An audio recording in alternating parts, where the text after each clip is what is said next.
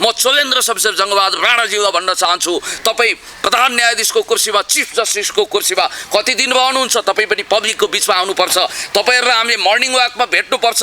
हामीसँग आँखामा आँखा जुदाएर चिया खाने बेलामा के तपाईँले यसको विषयमा स्पष्टीकरण दिन सक्नुहुन्छ? अहिले अरूतिर अन्तर्चयितमा जनता भने जस्तो रञ्जन कोइरालालाई नछुटाइ नहुने कारण चाहिँ के हो त? ज्यान केस लागेको अपराधी अभियुक्तलाई यो ढङ्गले छोड्ने हो भने अब सबै जेलहरू खाली हुन्छन्। त्यहाँ मृत्यु भएको छ, अभियुक्तले मारेको भन्ने प्रमाणित भएको छ। यो प्रधान न्यायाधीश लगायत यो अदालतको टिमले के गरेको हो? म भन्न चाहन्छु, चोलेन्द्र शमशेरको बारेमा पहिला पनि धेरै विवादहरू आएका थिए। यस्तै खालका विवादास्पद फैसला हुन्छ भने यहाँ वास्तवमै भन्ने हो भने भोलि महाभियोगको प्रक्रिया पनि सुरु हुन सक्छ। कसुरदार व्यक्तिलाई छुटाउने कोसिस गर्नुभएको छ, यो राष्ट्रिय लज्जाको विषय हो। अब यो यस्तो हुन सक्छ, जङ्गलमा चितुवा कराउनु र तपाईँको खोरमा सिँगारी बाख्रो हराउनु एकैचोटि भए जस्तो पनि हुन सक्छ। अब चोलेन्द्र शमशेरज्यू, तपाईँको बारेमा पनि दुधको दुध पानीको पानी छुट्याउने तपाईँ सर्वोच्च अदालतको प्रधान न्यायाधीश, तर जनअदालतका न्यायाधीश प्रधान न्यायाधीशहरूले अब फैसला लिन्छन् र तपाईँको विषयमा पनि छानबिन गर्छन्। गीता ढकाललाई कस्तो मर्मान्त स्थितिमा पुर्याएर हत्या गरिएको थियो, त्यस्ता मानिसहरूलाई सेटिङको आधारमा यदि छुट्याइन्छ भने त्यहाँ कतै रहस्यमय पर्दाभित्र ब्रिफकेसको कारोबार त छैन भनेर बेनिफिट अफ डाउट हामी जस्ता मान्छेले दिनुपर्छ। यो न्यायालय भनेको सरकार होइन, न्यायालय भनेको छुट्टै कन्स्टिट्युसनल बडी हो। रञ्जन कोइरालाको केटाकेटीहरूको बिजोग देख्न नसकेर भनेर भनिएको छ। यही कुरो अरूको हकमा किन लागू हुँदैन? त्योभन्दा बिजोग छ। रञ्जन कोइराला त धनी मानिस हुन्, गरिब गुरुवा, घरमा ताउलोमा जाउलो पकाउन नसक्ने मान्छेको आमा वा बुवा जेलमा परेको छ। यस्तो घटनामा उनीहरूको चाहिँ बिजोग भएन, हबी बिजोग भएन, ब्याङ्कले घर लिलाम गरेन, जिन्दगी बर्बाद भएन, पढ्ने उमेर गएन। पुण्य गौतम सर, स्वागत छ तपाईँलाई विश्व च्यानलमा। धेरै धेरै धन्यवाद। यो सुप्रसिद्ध विश्व घटना च्यानलसँग अन्तर्क्रिया गर्न पाउँदा खुसी लागेको छ। धन्यवाद। आज फेरि समसामयिक विषय लिएर यहाँसम्म आएको छु। यो पछिल्लो रञ्जन कोइराला जुन घटना छ, जुन अदालतले उहाँलाई छुटकारा दिएको छ, जन्मकैद पाएका रञ्जन कोइरालालाई, यस घटनाको विषयमा के कस्तो प्रतिक्रिया दिन चाहनुहुन्छ? यो असाध्यै दुःखदायी फैसला हो सर्वोच्च अदालतको तर्फबाट। खास गरी प्रधान न्यायाधीशको कुर्सीमा रहनुभएका चोलेन्द्र शमशेर जङ्गबहादुर राणा, उहाँको इजलासले र उहाँ मातहतका केही न्यायाधीशहरूले सेटिङमा भनेर अहिले व्यापक प्रचारित गरिएको छ। यो भने बापत पुण्य गौतमलाई कन्टेम्प्ट अफ कोर्ट दाखिल गरिन्छ र उसको हातमा हतकडी लाग्छ भने पनि कोही बात छैन। म सत्यको पक्षमा, न्यायको पक्षमा, इन्साफको पक्षमा, देशको पक्षमा, जनताको पक्षमा, विकासको पक्षमा, समृद्धिको पक्षमा, अन्याय विरुद्ध, अत्याचार विरुद्ध, भ्रष्टाचार विरुद्ध, अपराध विरुद्ध हर घडी चोर औँला ठडाएर खबरदारी गरिरहनेछु। 37 साल जस्तै भएर दरो खरो आवाज बुलन्द गर्नेछु।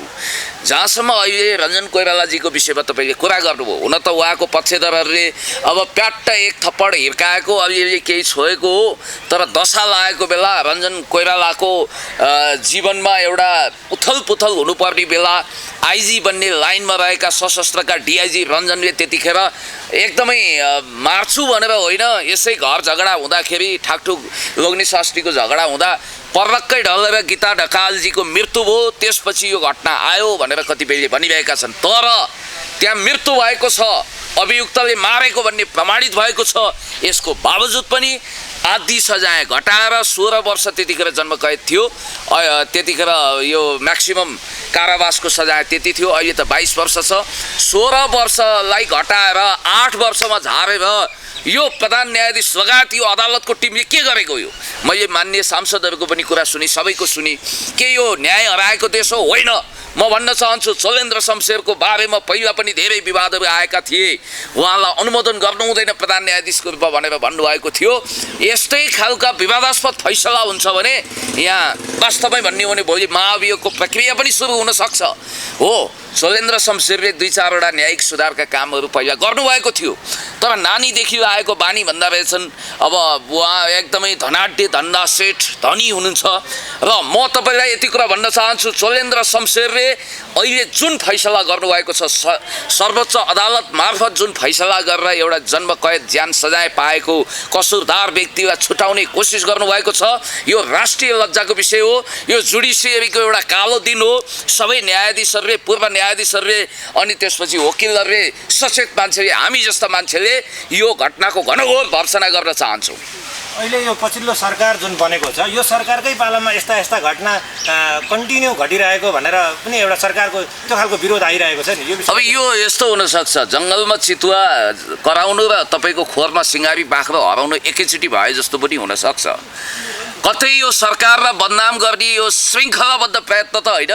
चलेन्द्र शमशेरजीको पारिवारिक ब्याकग्राउन्ड हेर्ने हो भने अलिकति गैर गणतन्त्रवादी यो सिस्टमको खिलाफमा रहेको फ्यामिली भन्ने देखिन्छ। त्यसो त फ्यामिलीसँग यो कुरा जोड्नु हुँदैन। र म तपाईँलाई भन्न चाहन्छु अब चलेन्द्र शमशेरज्यू तपाईँको बारेमा पनि दुधको दुध पानीको पानी छुट्याउने तपाईँ सर्वोच्च अदालतको प्रधान न्यायाधीश तर जनअदालतका न्यायाधीश प्रधान न्यायाधीशहरूले अब फैसला लिन्छन् र तपाईँको विषयमा पनि छानबिन गर्छन्।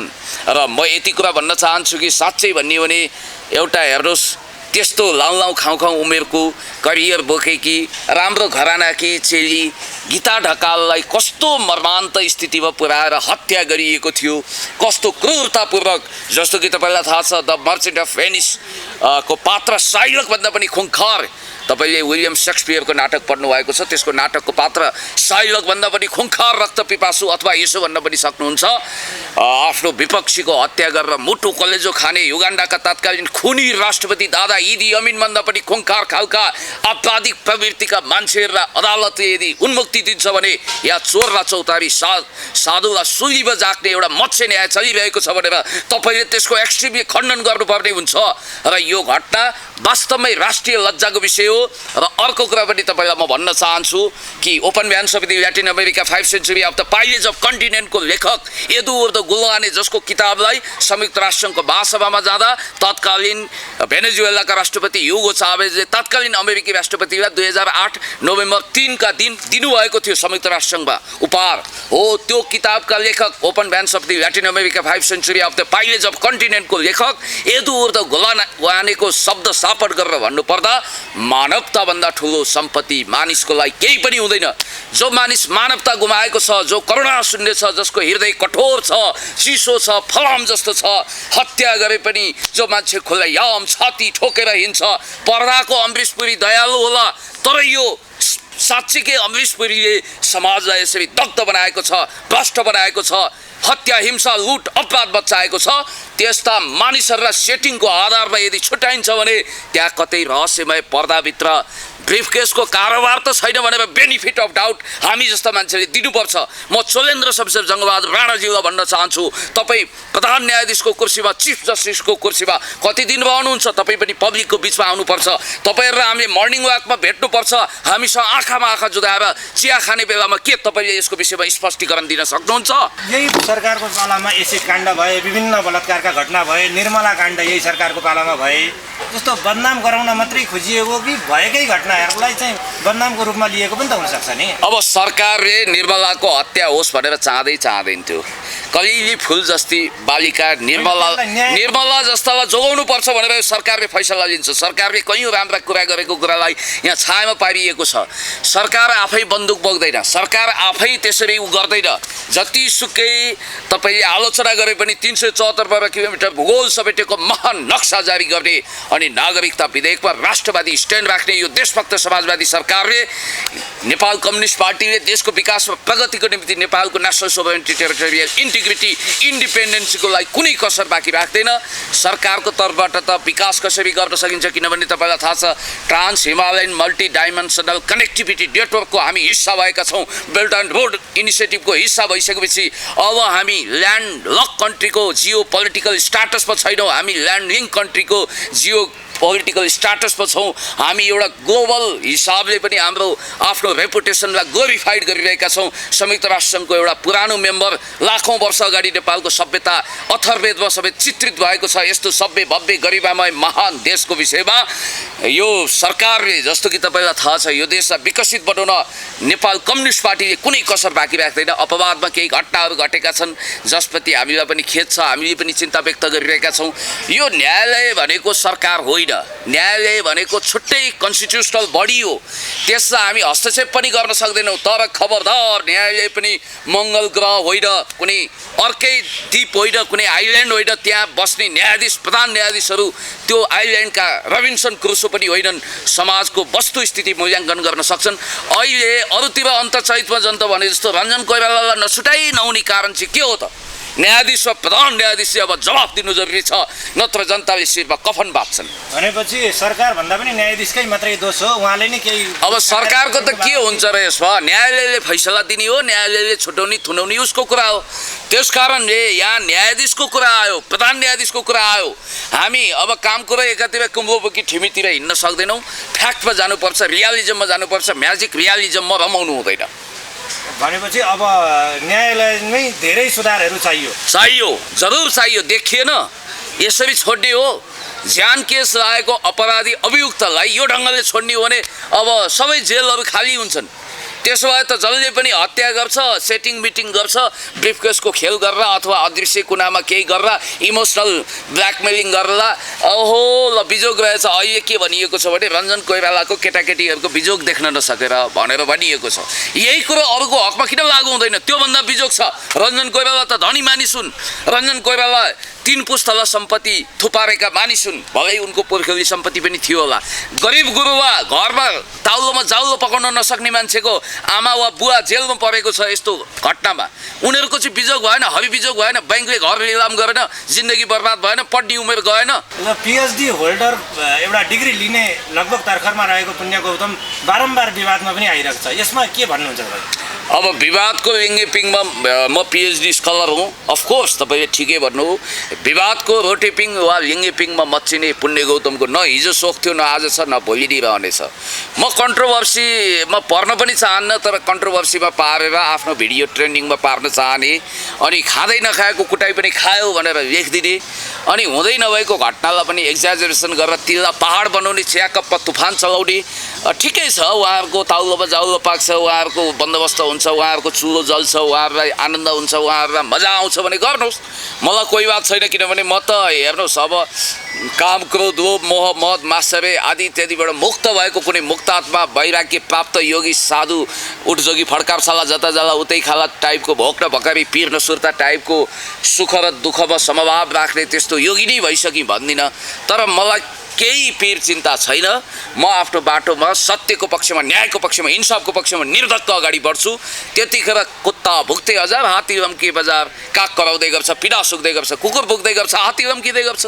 भनेपछि अबका मिडिया त्यही बाटोमा जानुपर्ने हो। अब यस्तो या त मूलधार तपाईँहरू जस्तो मिडिया हुनु पर्यो, तपाईँहरूलाई पछ्याउनु पर्यो, शालीन, सभ्य, भव्य, राम्रो डिबेट गर्ने, उत्ताउलो थम्मेल टाइटल नराख्ने र रियालिजममा जाने मिडियाको मूलधार बन्नु पर्यो। या त होइन भने यो खल्ली बल्ली अनि अलिकति उत्ताउलो कुरो, भड्किला कुराहरू, हुँदै नभएको कुरालाई पोलिसिङ गरेर, त्यसलाई सिँगार पटार गरेर, डेन्टिङ पेन्टिङ गरेर, मेकअप गरेर, चम्किलो बनाएर, अनावश्यक गरेर, अतिरञ्जित गरेर विषयवस्तुहरू थम्मेल टाइटल सहित हालेर, हाइलाइट पनि त्यसै गरी काटेर दिएका भिडियोहरू चलेको हुनाले अब अहिलेको सोसियल मिडियाको मूलधार फेरि के छ भने डोनाल्ड ट्रम्पलाई म यतिखेर सम्झिन चाहन्छु।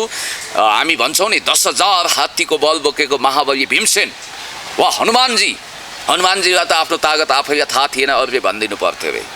त्यसै गरी डोनाल्ड ट्रम्पले भनेका थिए, CNN, BBC, international Herald Tribune, New York Times, Washington Post, विश्वका टप कर्पोरेट मिडियाहरू मेरो खिलाफमा लाए पनि मसँग युट्युब छ, ट्विटर छ, फेसबुक छ, सोसियल मिडिया छ, त्यसको तागतमा म जबरजस्त चुनाव जित्छु भन्नुभएको थियो। नभन्दै भविष्यवाणी जस्तो हो, नसोचेको नतिजा, पागलै भनेर कतिले भन्थे, ट्रम्पले नतिजा ल्याएर चुनाव जित्नु हो। त्यस कारणले गर्दाखेरि तपाईँहरू कस्तुरीले सुगन्ध थाहा नपाए जस्तो आफ्नो शक्ति, आफ्नो तागतको महसुस गर्नुहोस्।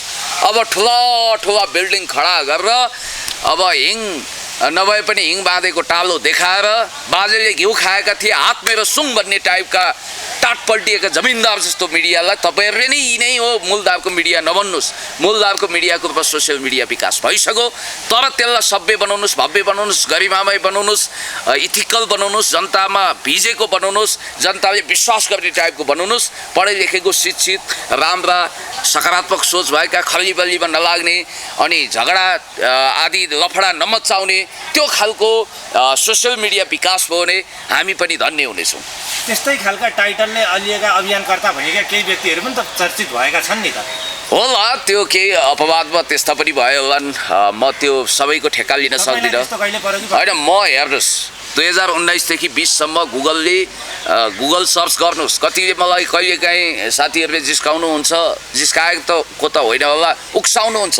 पुण्य गौतम दाई दिनमा 1 दर्जन इन्टरभ्यू तपाईँको आउँछ, तपाईँ पनि Guinness book of the world रेकर्डमा जानुहोस्। कतै यो 2 वर्षभित्र सबैभन्दा बढी भिडियो तपाईँको नाममा त गएको छैन संसारमै, हामी यस्तो बिरलै देख्छौँ भन्नुभएको छ। हुन पनि म सोसियल मिडियामा 2014-15 देखि नै इन्टरभ्यू दिइरहेको छु, तर 2017-18 देखि चाहिँ एभरेजमा दिनमा 1 दर्जन इन्टरभ्यू नगएको मेरो दिनै छैन। तर क्वालिटेटिभ हुनुपर्छ, क्वान्टिटेटिभ होइन भन्ने कुरामा म हाइली कन्सियस छु। र पत्रकार मित्रहरू पनि तपाईँहरू धेरै चलाक हुनुहुन्छ, इमान्दार हुनुहुन्छ, अगाडि बढ्नुहोस्, तपाईँहरूको उत्तरोत्तर प्रगति म चाहन्छु। होइन, म मूलतः राजनीतिक कर्मी हुँ। म होस सम्हालेदेखि 2045 सालमा 11 वर्षको हुँदा म अन्डरा सब्यु छैटौँमा सङ्गठित भएको, त्यतिखेर जसको महामन्त्री कमरेड मोहन वैद्य हुनुहुन्थ्यो, पछि प्रचण्ड हुनुभयो, र 2046 सालको जनआन्दोलनमा सहभागी भएको कहिल्यै बाल चेतनामै, र 2048 सालमा कम्युनिस्ट पार्टीको सदस्यता प्राप्त गरेर कम्युनिस्ट पार्टीको पोलिट ब्युरो सदस्य समेत भएर अहिले पनि म राजनीतिकमा निरन्तर छु। र काव्य भनेको त यो के भने सुन वा सुगन्ध हो। म मूलतः साहित्यिक मूलधार बनाएर हिँडेको मान्छे होइन। मैले भाषिक संरचना राम्रो होस्, शब्द संयोजन राम्रो होस्, र एउटा साहित्यले प्राञ्जल बनाउँछ भाषालाई। जस्तो कि तपाईँलाई थाहा छ, नेपालको सबैभन्दा उत्कृष्ट वक्ताको रूपमा जननेता कमरेड मदन भण्डारीलाई तपाईँले पहिचान गर्नुहुन्छ। उहाँको त्यति लक्ष्यदार, त्यस्तो स्पष्ट भाषणको राज के हो भने उहाँ साहित्यको राम्रो स्टुडेन्ट हुनुहुन्थ्यो, संस्कृतमा उहाँको महारत हासिल थियो। त्यसैले मेरो एउटा कन्सर्न के हो भने, हुन त कहिलेकाहीँ नेपाङ्ग्रेजी पनि बोलिन्छ, तैपनि हतपत तपाईँहरू हेर्नुहोस् मेरो भाषिक अशुद्धता हुँदैन। र यसको कारण साहित्यले मलाई के मद्दत पुर्याएको छ भने, मैले बोल्ने कुरामा, मेरो भाषाको कमान्डमा, त्यसको पकडमा मलाई एकदम चुस्त दुरुस्त राखेको छ। होइन, त्यो त तपाईँको एजुकेसनले पनि होला नि त, PhD लेभलसम्म होइन, त्यसको होइन, एजुकेसनले नहुन सक्छ। एजुकेसनले भाषामा निखार ल्याउँछ यो जरुरी छैन। नेपाली साहित्यको विद्यार्थीकै पनि मैले भाषा कमजोर देखेको छु कतिको। अब जस्तो भनौँ न, हाम्रा सुप्रसिद्ध नेपाली काङ्ग्रेसका नेता गगन थापाजी हुनुहुन्छ। अब उहाँले जनताहरू यसो गर्छ भन्नुहुन्छ। एउटा कुरा त जनताहरू नै हुँदैन, जनता आफै प्लुरल हो, जनता आफै बहुवचन हो, जनताहरू भन्नै परेन। अनि जब हरू भन्नुहुन्छ, गर्छ भन्नु हुँदैन, गर्छन् भन्नुपर्छ। यस्ता भाषिक अशुद्धता तपाईँले कति देख्नुहुन्छ। अब उहाँ त नजरअन्दाज भन्ने शब्दलाई 2 वर्षसम्म हामी प्रजातन्त्रलाई नजरअन्दाज गरेर हिँडिरहेका छौँ भनेर दन्दनाएर भाषण गर्नुहुन्थ्यो। नजरअन्दाजको मतलब त इग्नोर हो, त्यसमा व्यवस्था हो। यो कुरा उहाँलाई थाहा थिएन। अनि एकताका उहाँले कस्तो भाषण दिन थाल्नु भने, हामी रबिन्सन क्रुसो जस्तो अर्थशास्त्री जन्मिने प्रतीक्षामा छौँ भन्नुभयो। जबकि रबिन्सन क्रुसो भनेको छुट्टै, रबिन्स भनेको छुट्टै हो। रबिन्स भनेको अर्थशास्त्री हुन्, सायद उहाँले भन्न खोजेको कुरा त्यो हो। रबिन्सन क्रुसो भनेको कुनै एकान्त टापुमा भड्किएर बसेको कुनै अतृप्त प्रेत आत्मा जस्तो एउटा मिथकीय पात्र हुन्। राजनीतिको विषयलाई जोडिहाल्नुभयो, थोरै कुरा मैले गरेँ। जस्तो पछिल्लो समय मानिसमा चाहिँ राजनीतिप्रति एउटा वितृष्णा जागेको छ। हजुर, यसलाई तपाईँले कसरी लिनुभएको छ? विन्स्टन चर्चिलको भाषा सापट लिन्छु। ब्लड, स्वेट एन्ड टियर, रगत आँसु पसिना सिन्चिएर हाम्रो महान दुःखले आर्जिएर यो अमूल्य लोकतन्त्र, समाजवाद उन्मुख गणतन्त्र हामीले प्राप्त गऱ्यौँ। तर यसको लागि ठुलो हाइटबाट त्याग तपस्या गर्नु पर्थ्यो, लार्ज स्केलमा त्याग तपस्या गर्नु पर्थ्यो। जस्तो कि तपाईँलाई थाहा छ, अफ्रिकन नेसनल कङ्ग्रेसका नेता जो वामपन्थी भनेर पनि उहाँलाई बुझिन्छ, उहाँले आफ्ना कट्टर बाप बैरी जस्ता व्यक्तिहरूलाई चुनी क्याबिनेटमा ल्याएर स्पेस दिनुभयो। किनभने उहाँ यति ठुलो प्रजातान्त्रिक हुनुहुन्थ्यो कि आफ्नो खुनको प्यासा भएको जुलु इन्काथा फ्रिडम पार्टीको नेता म्याङ्गोसुथो बुथुलजीलाई गृहमन्त्री बनाउनुभयो। आफ्नो कट्टर दुश्मन FW डे क्लार्क नामक गोरालाई ल्याएर उपराष्ट्रपति बनाउनुभयो। त्याग तपस्याको कुरा हेर्नुहोस्, जननेता कमरेड मदन भण्डारी, कमरेड पुष्पलाल, गणेश मान आदि इत्यादि हाम्रा अग्रजहरूलाई हामीले हेरिरहेका छौँ र उहाँहरूबाट हामीले के सिक्ने? लोकतन्त्रले के माग गरेको थियो भने तपाईँसँग म्याक्सिमम त्याग होस्, तपस्या होस्, बलिदान होस्, समर्पण भाव होस्, आदर्श होस्, मूल्य होस्, मान्यता होस्। हामीले नेता भनेको उठ्जोगी फड्कार छाला जता जाला उतै खाला, भोक्न भकारी पिर्न सुर्ताको जस्तो भइदियोस् भनेर आरती उतारेका होइनौँ। भइदिए राम्रो, त्यस्तो नभए पनि कमसेकम एउटा आदर्श मूल्य मान्यतामा बाँचेको एउटा आदर्श पुरुष हुनुपर्छ भनेको। तर नायकहरूको खडेरी लागेपछि, जब अगुवाहरूको सुकेनास लागिसकेपछि, अगुवानी कुन्नी के जाति भएपछि यहाँ सङ्कट पर्यो। तर हल्ला बढी भएको छ। मण्डलीहरूले यो सिस्टमलाई फुटेको आँखाले पनि देख्न नचाहनेहरूले आफू हिजो उडुस जस्तो ढाडिएर आज जनताको रगत चुस्न नपाएको भए वडा सदस्य हुन असफल, वडा सदस्यमा जमानत जफत भएर राजनीतिक खरे स्याप्पै सुकेका केही अहिले गए नथुकैबे कुडा कर्कट झारपत गरेर देब्रे कुनामा बसेर लोकतन्त्र विरुद्ध सत्तो सराप गरिरहेका छन्। हाम्रा आदर्श नायकहरू विरुद्ध हिलो छ्यापिरहेका छन्। यो कुरा पनि सत्य होइन हो। तपाईँले भने जस्तै यो लोकतान्त्रिक सिस्टममा, समाजवादी सिस्टममा म्याक्सिमम यो ट्रान्सपरेन्सी हुनुपर्छ यसको र म्याक्सिमम जनमुखी हुनुपर्छ भन्ने हाम्रो मान्यता हो। त्यसमा किञ्चित कमी आयो, त्यसलाई सुधारेर लानुपर्छ। जुत्ताको घाउ जुत्ताले निको पार्छ। लोकतन्त्रको विकल्प अझ सुधारिएको लोकतन्त्र हो, समाजवाद हो। हामी यही भन्न चाहन्छौँ र राजनीतिकमा वितृष्णा चलाउने गरी जसले दुष्प्रचार गरेका छन् ती वर्षायामको छाते च्याउ जस्तो यत्र तत्र उम्रिएका यस्ता मण्डले तत्त्वहरू समयक्रममा समाप्त भएर जानेछन्। समय दिनुभयो, धन्यवाद तपाईँलाई। धेरै धेरै धन्यवाद। विषय प्रसङ्ग त धेरै छन् उठाउनु पर्ने, जस्तो कि अहिले सामाजिक प्रवृत्तिको रूपमा देखिएको छ महिलाहरूमाथि एसिड छ्याप्ने निर्मम निर्दयी प्रवृत्ति देखिएको छ। हिजो अस्ति भर्खरको एउटा घटना देख्नुभयो तपाईँले, रक्सी भनेर छ्यापेको एसिड परेछ भनेर ठट्टा गरिरहेका छन्। हाम्रो चेलीहरूको जिन्दगी बर्बाद बनाउने, त्यो पनि तीजको मुखमा। यो हुनै सक्दैन। ती अपराधीहरूलाई आकाश पाताल, धुई पाताल, 3 त्रिलोक 14 भुवन आकाशमाथि होस् या पानी मुनि होस्, छोड्नु हुँदैन। कठालो कराप ज्याप बनाएर कडाभन्दा कडा सजाय दिनुपर्छ, म यही भन्न चाहन्छु। र अर्को कुरा के छ भने अब यहाँ ह्याप्पी तिहार, चिसो बियर भन्ने अनि उफ्री ताप्री गर्ने, गीत सङ्गीतको क्षेत्रमा के नगर्छु जस्तो ताउर बाउर गर्ने हो, क्षमता प्रतिभा छ। दुर्गेश भाइलाई म सम्मान गर्छु, तर त्यो साडी चोलो लगाएर कतिपय महिलाले न पुरुष न महिला ट्रान्सजेन्डर जस्तो भनिरहनु भएको छ, हिजडै भन्नुभएको छ। म त्यो शब्द प्रयोग गर्न चाहन्न, माफ गर्नु होला। म सभ्य शब्द मात्रै शब्दकोशबाट चुनी प्रयोग गर्ने मान्छे हुँ। त्यस कारणले गर्दाखेरि यी विकृति विसङ्गति हटाउँ। यसपालिको तीज नो व्रत पनि नबनौँ। तपाईँलाई नो व्रत, मलाई व्रत बस्न मन लाग्दैन भन्नुहुन्छ भने तपाईँ नबस्नुहोस्। तर जब तीज आउँछ चेलीबेटीहरूको मन कटक्क काट्छ। 9 डाँडा काटेर 100 खोला तरेर आफ्नो माइती जान फुरफुर गर्छन् अनि कण्ठे तिलरी झुम्के बुलाखी लगाउँछन्, छम छम नाच्छन्। म बिङ नोस्टाल्जिक पुरानो सम्झनामा फर्कन चाहन्छु। निजगढको त्यो तीजलाई मैले कहिले पनि भुल्दिनँ। आमा दिदी बहिनीहरूको कति राम्रो उल्लासमय पर्व, त्यसलाई खण्डन मण्डन नगरौँ। हामी एउटा भौतिकवादी हौँला, हाम्रो स्वतन्त्रता हो, तपाईँ मान्नुहोस् वा नमान्नुहोस्, तर मान्नेहरूलाई सलाम गर्नुहोस्, सेल्युट गर्नुहोस्। हाम्रो सांस्कृतिक सम्पदालाई संस्कृति बिगार्न पाइएन, संस्कृति बिगार्न पाइएन, जथाभावी बोल्न पनि पाइएन। नारायण गोपालको गीत हो कि भक्तराज आचार्यको, त्यो छुट्याउनु पनि जान्नु पर्यो गायकहरूले। जथाभावी भन्यो भने ट्रोलमा परिन्छ, यो कुरा पनि ख्याल गर्नु पर्यो। म यही भन्न चाहन्छु। र यो ह्याप्पी तिहार, चिसो बियर, केटा आओ अब जाँड खाउँ, रक्सी खाउँ, चुरोट खाउँ, गाँजा खाउँ, भाङ खाउँ, गुन्डागर्दी गरौँ, ट्यापे मुन्द्रे बनाउँ, लफडा गरौँ आदि इत्यादि भनेर इन्सपायर गर्ने होइन। बब मार्लेले बफेलो सोल्जर गाएर विश्वमा एउटा कीर्तिमान कायम गरे। हाम्रा रामेशले गाउँ गाउँ बस्ती बस्तीबाट उठ भनेर क्रान्तिलाई आह्वान गरे। आज उनीहरू अमर अजर छन्। त्यसकारण युट्युबमा नारायण गोपालको गीतले कति भ्युज बटुल्यो त्यसको केही अर्थ हुँदैन। त्योभन्दा ज्यादा त नाही मलाई त्यही केटी चाहिन्छ, भत्काइदिन्छु बाख्राको खोर पनि भन्ने गीतले बढी भ्युज बटुलेको होला। भ्युज ठुलो कुरो होइन। All time best legendary singer, यस्तो सिङ्गर कि जो अटल ध्रुव ताराको रूपमा सधैँ चम्किराखोस्। नारायण गोपाल, तारादेवी, अमर प्रेमध्वज प्रधान जस्तो, अथवा 4 दिनका चाँदनी फेर अँधेरा जस्तो नेपाली सङ्गीत आकाशमा झिलिक्क देखा पर्ने, मिलिक्क हराउने त्यो खालको धुमकेतुको पनि जरुरी छैन। तपाईँ अगाडि बढ्नुहोस्, तपाईँको उत्तरोत्तर प्रगति होस्, विकृति विसङ्गति विरुद्ध धावा बोलौँ। अन्तर्वार्ता कहिले गफ गरेर पनि सकिँदैन पुण्य गौतमसँग। त्यति मिठास बोली सुनिरहँ जस्तो लाग्छ, तर पनि हामीलाई छुट्टिनु पर्ने भएको छ। आजलाई बिदा लिउँ, फेरि पनि अर्को समयमा फेरि पनि संवाद गरौँला। अहिलेलाई बिदा लिउँ। धन्यवाद छ। तपाईँले तारिफको पुल बाँधेको ठहरिँदैन भने म प्रति तपाईँको जुन असीम अनुकम्पाको वृष्टि भयो त्यसबाट म धन्य भएको छु र तपाईँसँग फेरि पनि कुराकानी गरौँला। तपाईँले पनि बडो राम्रो गजबको लाख रुपियाँको प्रश्न सोधेर मलाई धन्य बनाउनुभयो र यो कुनै पनि इन्टरभ्यूहरू भनेको जोगीहरूको कुटीमा बसेर कहिल्यै नटुङ्गने गरी गरिने वेदान्ती बहस होइन। यसको शिर पनि हुन्छ, पुच्छर पनि हुन्छ, जिरी पनि हुन्छ, गाँठी पनि हुन्छ। गुन्द्रुक जस्तो घुचुट्टिँदैन, चाउमिन जस्तो यो लहरो तान्दा पहरो गर्जिने टाइपको पनि हुँदैन। अब हामीले बिट मार्नुपर्छ। यो विश्व घटना च्यानल र व्यक्तिगत रूपमा तपाईँलाई पनि धन्यवाद दिन्छु। नमस्कार।